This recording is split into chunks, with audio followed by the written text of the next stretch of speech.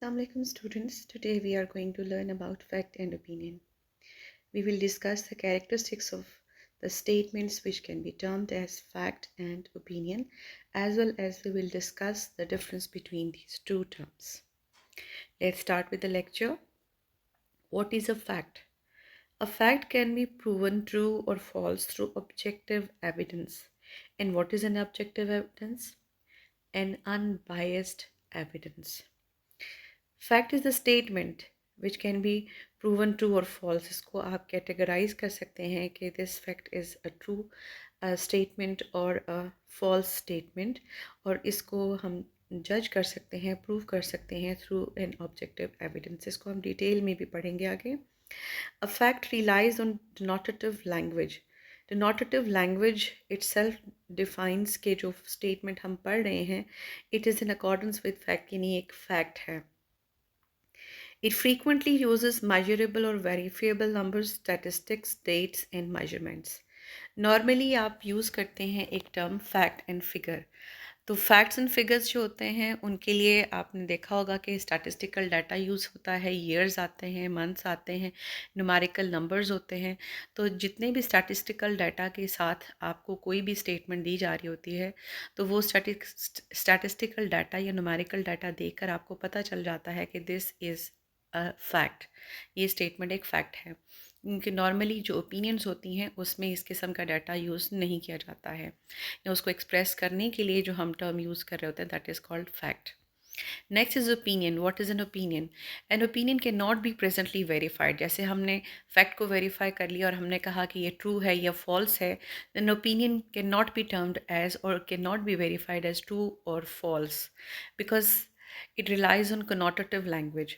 जो ओपिनियन की लैंग्वेज होती है that is suggestive in its expression. आपको उसकी लैंग्वेज देखकर पता चल जाता है कि ये किसी की पर्सनल ओपिनियन है जिसमें सजेस्टिव लैंग्वेज यूज़ की गई है. It can mean different things to different people. It varies from person to person.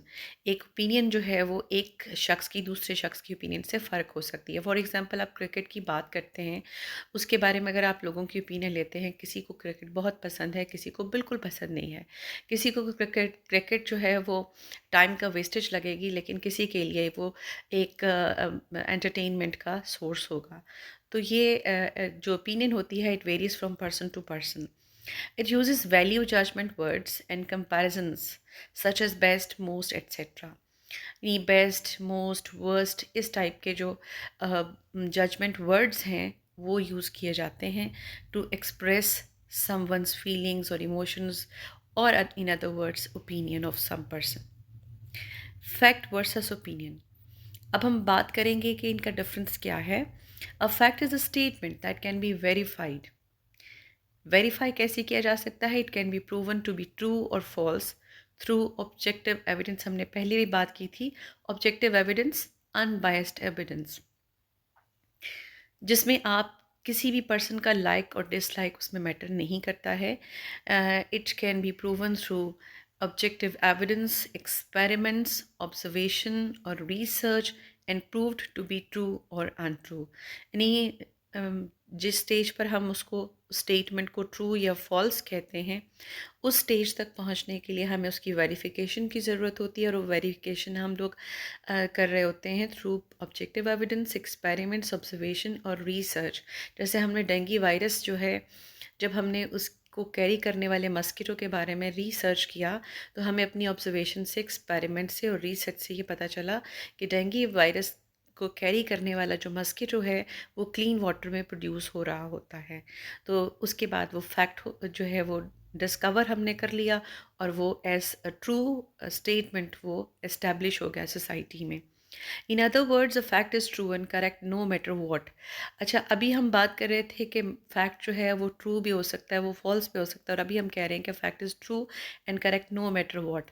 जी, ये फैक्ट का वो स्टेज है कि जिस वक्त हमने उसको वेरीफाई कर लिया एज ट्रू और कैटेगराइज कर दिया हमने उसको, तो उस टाइम पर अब हम कहेंगे कि अब किसी का पर्सनल लाइक और डिसलाइक उसमें मैटर नहीं करता. अब फैक्ट जो है that has been establish as true statement, और अभी किसी के लाइक्स और डिसलाइक्स से इसको कोई फ़र्क नहीं पड़ता. It is correct for everyone and no matter what. Next is opinion. An opinion is a statement that expresses a feeling, an attitude, a subjective judgment. Subjective means किसी का personal judgment है. आपने देखा होगा subjective paper और objective paper. तो objective paper वो होता है कि जिसमें एग्जामिनर का अपना कोई लाइक एंड डिसलाइक नहीं होता। अगर वो ठीक है तो दैट इज़ करेक्ट और अगर नहीं है तो दैट इज़ रॉन्ग। तो सब्जेक्टिव पेपर में आप जो लिखते हैं उसमें एग्जामिनर का लाइक एंड डिसलाइक मैटर करता है कि क्या आपने उसके टेस्ट के अकॉर्डिंग या क्वेश्चन की जो डिमांड थी उसके अकॉर्डिंग आपने आंसर किया है या नहीं किया। तो उसके अकॉर्डिंग आपके मार्क्स जो हैं वो कम या ज़्यादा हो सकते हैं। So it is an expression of feeling, an attitude, a subjective judgment, or a belief which cannot be proved either true or false. आप ओपिनियन को कभी भी वेरीफाई नहीं कर सकते एज ट्रू और फॉल्स। ओपिनियन जो है क्योंकि वो फ़र्क होता है, आप किसी की फीलिंग्स को, इमोशंस को, एटीट्यूड को, किसी के बिलीफ को, किसी की जजमेंट को आप ट्रू और फॉल्स नहीं कह सकते. It can not be verified as true और false. So it is a statement that is neither true nor false because it varies from person to person, or it may feel true for some but false for others. तो हम बात करें in other words, तो एक opinion जो है it may be true for some people and it may at the same time it may be false for some others. Next is facts are objective information that is true for everyone. Objective information होती है, unbiased information होती है, जो true है वो true है, जो false है वो फॉल्स है. और जब स्टेज पर पहुंच गए that is true for everyone, उसको डिनाई नहीं किया जा सकता, no matter how you look at it.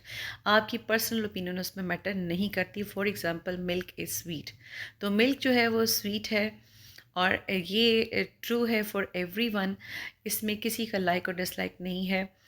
और उसके बाद हम बात करते हैं ओपिनियंस की. ओपिनियंस आर अ पर्सपेक्टिव और believe that may not be true for everyone. Facts जो है वो एक ऐसी information that is true for everyone, but opinions are a perspective और believe that may not be true for everyone. It varies from person to person, और हर person की अपनी एक स्पेशल और अपनी एक सेपरेट ओपिनियन हुआ करती है. जो for example milk smells awesome. Milk smells awesome is an opinion because it may vary from person to person. एक पर्सन को मिल्क की स्वीट जो स्मेल है वो बहुत स्वीट लग सकती है, तो दूसरे पर्सन को मिल्क की स्मेल अच्छी नहीं लग सकती है. वो एलर्जिक हो सकता है उससे, या उसको बिल्कुल भी पसंद नहीं आ सकती है. इसी तरह है जी, drinking milk is beneficial for health. It's a fact. It's healthy for us. तो अभी कुछ ऐसे लोग भी आ गए हैं मार्केट में. मार्केट में इसलिए मैं कहूँगी जो सोशल मीडिया उस पर एक्सप्रेस कर रहे होते हैं अपने फीलिंग्स, और उनकी कोई रिसर्च नॉर्मली वो नहीं कर रहे होते हैं.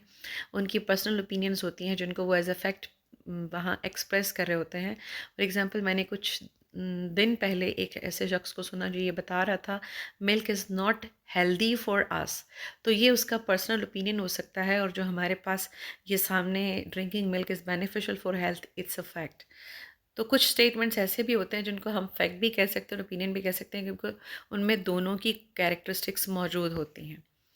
जैसे अब हमारे सामने एक इमेज है. इस इमेज में दो सर्कल्स हमारे सामने हैं. जो एक सर्कल फैक्ट को बता रहा है, दूसरा सर्कल ओपिनियन को बता रहा है. तो अब देखेंगे उसमें छोटा सा एक स्पेस है जिस पर लिखा हुआ बोथ. तो क्या होता है कि कुछ ऐसे स्टेटमेंट्स भी होते हैं जिसमें दोनों की कैरेक्टरिस्टिक्स होती हैं, और हम उनको कह सकते हैं ये एज अ फैक्ट भी डील हो सकता है और एज एन ओपिनियन भी हम इसको कैटेगराइज कर सकते हैं. So this is an image जो हमें शो कर रहा है कि उनकी अपनी सेपरेट एंटिटी होती है, उनकी अपनी डिफरेंट कैरेक्टरिस्टिक्स होती हैं, और समटाइम्स एक स्टेटमेंट जो है वो दोनों की कैरेक्टरिस्टिक्स को भी इंजॉय कर रहा होता है. Next is the practice. अब ये हमारे पास कुछ सेंटेंसेस हैं, कुछ स्टेटमेंट्स हैं जिनको हम पढ़ेंगे और आप गेस करेंगे कि ये स्टेटमेंट्स जो हैं ये आप ट्रू एक फैक्ट है या ओपिनियन है.